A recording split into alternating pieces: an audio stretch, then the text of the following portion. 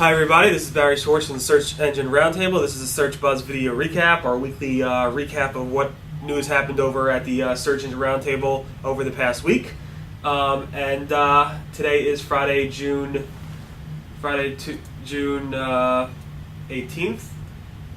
And let me just close this out. I'm sorry about that. So it's on the way. Friday, June 18th, and it's 9 o'clock. We are broadcasting this live over here, and you guys are watching over there on the podcast later on. We have about 5 people currently in the watching it live, and hopefully we'll get some more, and hopefully get some participation as we go through this. It was a fairly slow week in the news area. There were some things we wanted to talk about for SEO-related reasons, and I'll get started right away. The first thing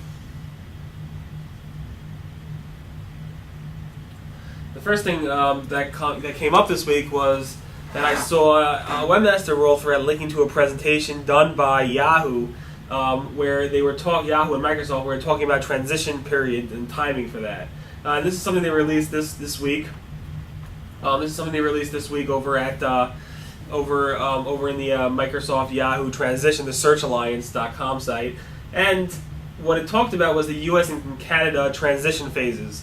And what we saw was this slide in there that showed that Yahoo and Microsoft are going to begin the organic algorithm testing, where Bing results will power Yahoo search sometime now. Supposedly, according to this chart over here, it's supposed to start in the June-July time frame up until about August or so, where in August or September they hope to officially push the organic search algorithm that ranks and indexes content from Bing over at Yahoo. So basically, Bing will be powering Yahoo soon enough, and the time frame for that seems to be, at least in the U.S. and Canada, sometime in August and September. But we should soon see in June and July, that's now, Google begin testing this. As Yahoo begins testing this and Bing begins testing this, we should see that the Yahoo and Bing results match up exactly. What that means is that when you do a search over at Bing or Yahoo, the ranking order of those search results, outside of what else was put around the page, but the ranking order of the organic search results should be exactly the same on Bing and Yahoo when you are part of this testing transition. Yahoo emailed me a statement saying that this is currently not being live tested, meaning it's not out there for you or me to see, but they are testing this internally. They're doing bucket tests internally, and when they start to push this forward in terms of testing it out in the live space where you and I can see it, they will let us know.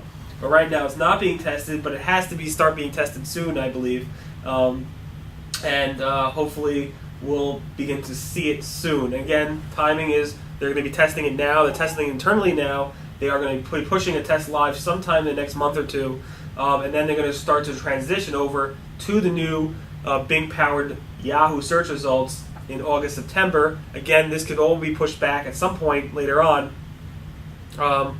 This could be some point later on, pushed out later on, if they don't think they can launch this for the October, November, December holiday period, because they don't want to impact search marketers that much when they launch this new algorithm. This is not talking about the paid side. There is some discussion about the paid side later, but those time transitions are totally separate from the algorithm side. But you can take a look at that as well in our post on SEOroundtable.com on June 17th. I'll go ahead and throw this link in the chat room. And if there's any questions, definitely feel free to ask. Alright, so the next topic I wanted to move on to was the May Day tweaks. So a lot of discussion over the past month or so, month and a half, was revolving around Google's algorithm change. The algorithm change is specific to May Day, and May Day basically is a ranking algorithm change, which we discussed several weeks ago. We probably posted about it 4 or 5 times already, and supposedly on June 2nd, June 3rd, webmasters noticed another ranking algorithm change in a smaller area. Not so many people were talking about this algorithm change, but on June 2nd, June 3rd, a lot of people were talking about how they saw another algorithm change, ranking change for their website. It's not as much discussion around this June 2nd change as there was about the May Day change, but people are suspecting that maybe this June 2nd update was a tweak to the May Day update. We have a post about this on June 14th at SEOroundtable.com. And again, not so many webmasters talking about it, but it's definitely something that enough people are talking about it where it does seem to be something happening. So that was the June 2nd disposal update. The next topic I wanted to go over was GoogleBot. GoogleBot supposedly on some type of mass level, and a lot of people are reporting this, including Webmaster World and other the owner of Webmaster World as well, was that GoogleBot has stopped or very much so slowed down the crawling of websites starting on June 15th. A lot of people are saying that usually they'll get thousands and thousands of crawls from GoogleBot on a single day. Now it's down to 50 or down to 0. Even if I bring this up, I think Brett Tapke over at Webmaster World said for himself, and let me pull this up, we normally run around 50 to 75,000 page views from GoogleBot per day.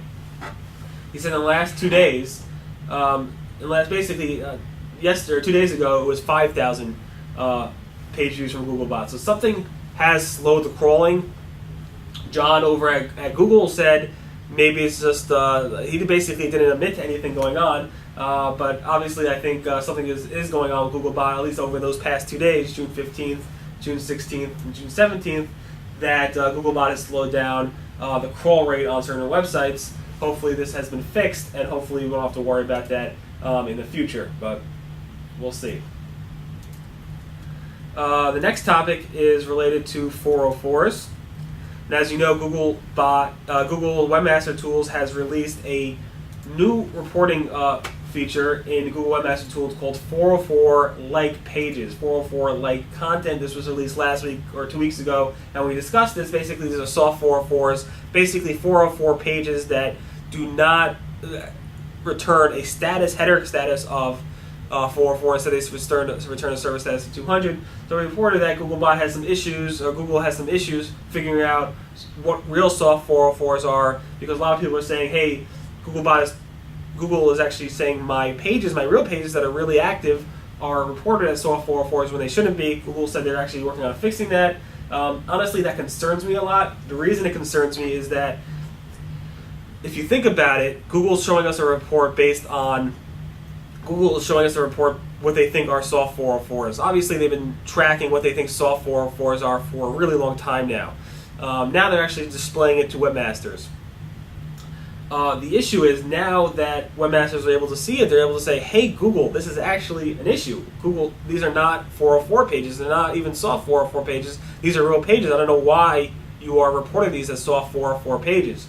And the reason I have an issue with that is now that webmasters are able to see it, great, now webmasters can actually tell Google that these are real pages and they're not 404 pages. But before that, there was no way for webmasters to really know that Google was considering these pages to be soft 404s, and obviously that has some ranking effect on those pages and why they don't rank well. Obviously, if you have pages that are turning a 404, a soft 404 status, maybe you should take a look at those pages and see why you think that Google would think that those pages are soft 404s. And at the same time, Google really has to take a hard look at this soft 404 labeling and figure out what's going wrong, and hopefully they'll fix those issues. A neat thing we saw this week, reported by James Carswell, was that Google has been testing a new AdWords type of ad, where you have the ads on the right-hand side of AdWords, and then after the main ads for that search query, Google is showing what they call related ads. And let me bring up my screen so you actually see what I'm talking about.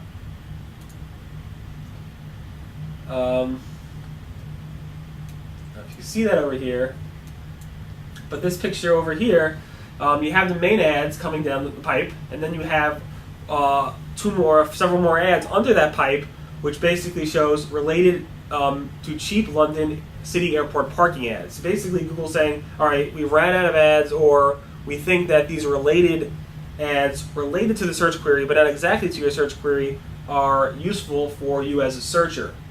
Now, let me swap back. So now, as you can see, this is basically a new thing that Google's testing. Google confirmed that with me yesterday. They sent me a statement saying, and I'll read it to you, We're always experimenting with new features and tools to help users find information online. We're currently testing a new feature on English language versions of Google search result pages in which additional advertisements for related queries or refinements of a user's original query may appear. This beta experiment provides users with a diverse set of related ads and offers advertisers with a relevant broad match keyword another opportunity to reach their targeted audience. So basically it seems like Google's taking the liberty to show related query ads for people who are targeting broad match to show ads on that level. It's pretty interesting to see that. Again, this is a beta test. I'm not sure if advertisers are going to like this or not. Obviously, those targeting exact match probably wouldn't, but I think by this statement, Google's saying this is only going to show ads that are broad matched. So maybe it is okay. Maybe it would be okay, but from advertisers who are broad matching. Not exactly sure. This week, obviously, the World Cup is going on over in South Africa, and a lot of webmasters and publishers are complaining that their traffic and their earnings from that traffic are down. We have a thread about this on June 16th at SEOroundtable.com. In short, FIFA is going on, and basically, I'm not a big soccer fan. I'm a New Yorker. But basically, a lot of people are watching this, and they're not on the web, and they're not surfing the web. But if you think about it from a publisher standpoint, you should probably be targeting anything soccer, football related to drive traffic around your business. So let's say you, sell cupcakes online, maybe design FIFA World Cup related cupcakes, or design cupcakes for your favorite players and target that as blog posts or relevant e-commerce pages, and maybe you can monetize those pages that way, because I am pretty sure searches for World Cup and soccer player names and stuff like that are up. So think about it that way, and hopefully that will help you going forward. The next topic I wanted to discuss was a pretty fun thread over at Webmaster Help Central, where SEO Mofo is his name. Basically, if you go to his website, it has a little kid peeing on an SEO sign, and he calls himself the world's greatest SEO. Obviously, he's just joking around. But basically, he's been calling out Google, trying to get them to answer a question about, now that the nofollow can't be used for page rank sculpting, why can't I basically hide links from Google? Why can't I hide links using JavaScript or some type of cloaking or page load time and speed things up so that GoogleBot gets a faster loading page and users get a slower loading page? Why can't I do that so I can improve my SEO but show the similar content but hide certain things just for GoogleBot? And obviously, that's a form of cloaking. Google's not really into that, and John Moo over at Google, went ahead and took the bait. He replied to SEO Mofo, and he basically said, this is not good, this is not allowed, we don't allow it. And he goes through a whole long thing about why it's not allowed, why it's bad, and stuff like that. He's basically, said, if you're such a great SEO, you should know that. You should know how to program your pages to flow the page rank properly. You should know how to make all the content on your pages load very fast as opposed to hiding some content. This could all be achieved if you're really the greatest out there, so why not go ahead and try to achieve that? 3 more topics and then we're done. It usually takes about 10 to 20 minutes or so. I found interesting. An interview at the Telegraph of Google's Amit Singhal and Udi Manbar. Basically, Amit is the head of Google's core ranking team, and Udi Manbar is basically a head of their infrastructure and stuff like that. I think Udi's more involved in caffeine, and Amit is more involved in probably Mayday. If that helps you understand who these people are. And Matt Cutts is under those two. So Matt Cutts is even lower than those two. And in this interview, they talk about caffeine, and we know a lot about caffeine, so I'm not going to get into the caffeine index. But basically, I found a very interesting quote. Amit said that, and I quote, he basically said, Google is the biggest kingmaker in this earth. Basically, by kingmaker, what kingmaker means is that kingmakers are known as very influential. They basically have great influence over people and stuff like that. And call yourself the biggest kingmaker on this planet, on this earth, means that you have the most influence on this earth. Obama has less influence. Any organization that you might know of has less influence. The richest man in the world or woman in the world has less influence than Google. And by me saying that, he thinks that Google has the most influence in the world out of everybody, and obviously that is I don't think a lot of people will argue with that. Everybody uses Google these days, and what comes up in the organic results is probably the most influential thing out there, outside of, I don't know. It's pretty influential out there. And I personally don't think that Google said they're the biggest kingmaker on this earth as an ego thing. They basically said they're trying to express how much responsibility and pressure it is to lead the world, to be the world's largest search engine, the most used search engine, and how they have to go ahead and understand that they are influencing people indirectly or directly on their views and opinions, and they take that responsibility very, very highly. So I did find that pretty interesting. I wrote a blog post about that today, June 18th. So you definitely want to take a look at that if you're into those types of quotes. 2 more topics and then we're done. Okay. The U.S. government wants to classify search marketers. So basically, the Department of Labor in the United States wants to go ahead and come up with a occupational expert questionnaire in order for search marketers to go ahead and fill out this questionnaire in order for the Department of Labor to classify who search marketers are, just as they classify what accountants are, lawyers are, plumbers are, any type of occupation. The Department of Labor is now saying search marketers are on the map, and we want to go ahead and develop a classification for that type of job. The AdWords Search, Hillary from the AdWords Search blog, has a lot of details about that. Sempo is very, very involved, and a lot of SEOs are pretty anti this. I'm not really sure.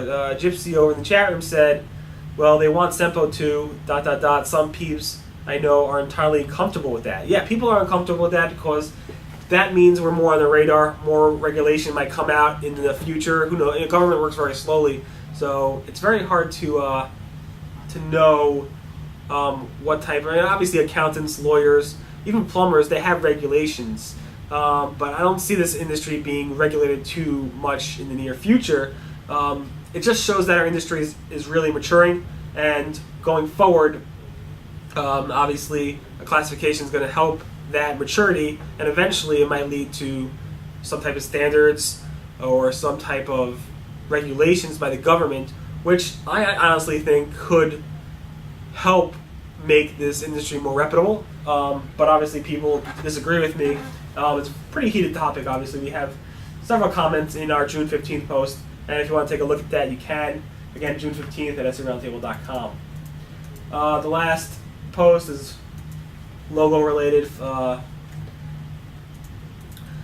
This, I think, Monday was Flag Day. It's the United States kind of holiday. It's not really a holiday where you take off, but it basically represents the flag of America. Bing had a theme up there. I'll go ahead and switch my screen so you can see it. So Bing had this theme up there. You can see it over there. Dogpile had a flag. Ask.com didn't have a theme, but they had a question representing it. We had our own flag up there as well. But Google did not have any flag for the U.S., but they did have some logos for Russia Day with a flag of Russia. They had Philippine Independence Day. They had a Brazil special logo. They had a special logo for Google Japan. And obviously they had all these FIFA logos. So Google didn't do Flag Day. They never do anyway, but they do represent specific countries and specific areas. All right, so that pretty much recaps the Search Buzz video recap. My name again is Barry Schwartz. This is the news we covered over at the Search Engine Roundtable at SERoundtable.com. And hopefully you guys will tune in next week for next week's recap. Again, today is June 18th. Thanks for listening, and we'll see you guys next week. Thanks a lot.